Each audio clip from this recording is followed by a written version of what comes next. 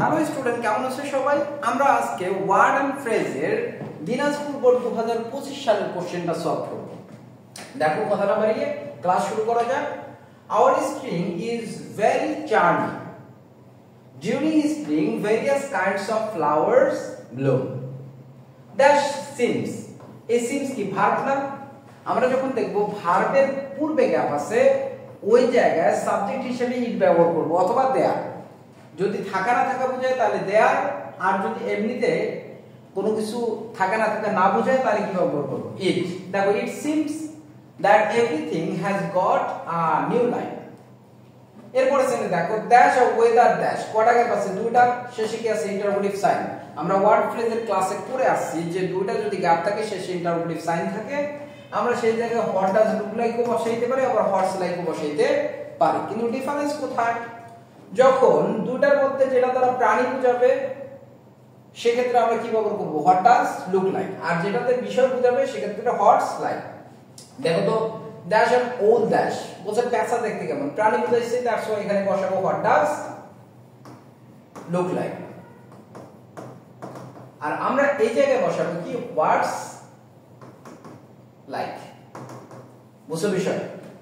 এরপরে দেখো সি নম্বর কোশ্চেনটা, ডোন্ট ডিস্টার্ব মি, আমাকে বিরক্ত করিও না। You just leave me alone at this time, at this moment.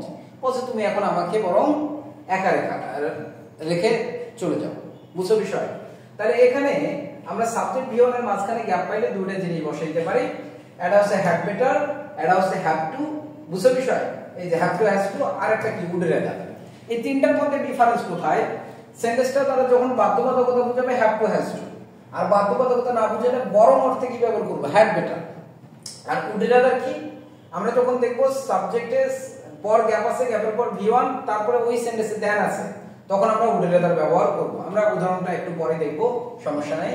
দেখো তাহলে এটা যেহেতু বাধ্যতামূলক বোঝাচ্ছে না, এই জন্য আমরা কি ব্যবহার করব এখানে? Had better. Had better. The poor man does starve than beg। এখানে কি সাবজেক্ট স্টার ভার্বের বেস ফর্ম, এবার কি দেন আছে।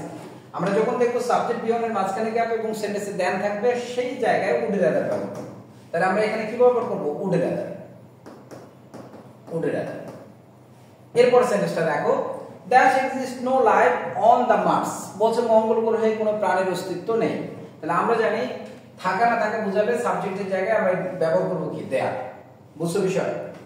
এরপর সেন্টেন্সটা দেখো, হি ড্যাশ, কি হচ্ছে সাবজেক্ট, সাবজেক্টের পরে গ্যাপ, গ্যাপের পরে যদি একটা টাইম থাকে অথবা প্লেস থাকে, ওই গ্যাপে আমরা ওয়াজ বর্ণ বসাবো। এটা সহজ ট্রিক।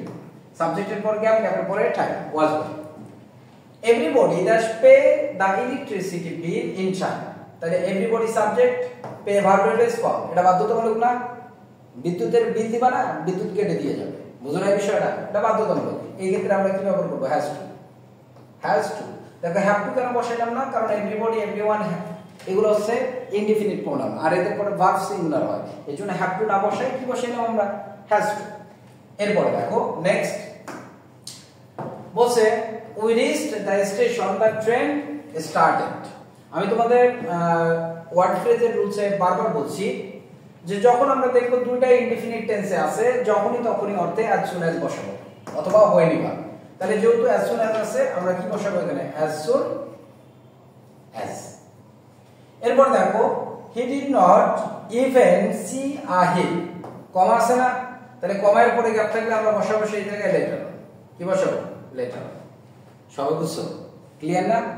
এই ছিল আমাদের দিনাজপুর বোর্ড 2025 এর ওয়ার্ড এন্ড ফ্রেজের ক্লাস। ধন্যবাদ সবাই।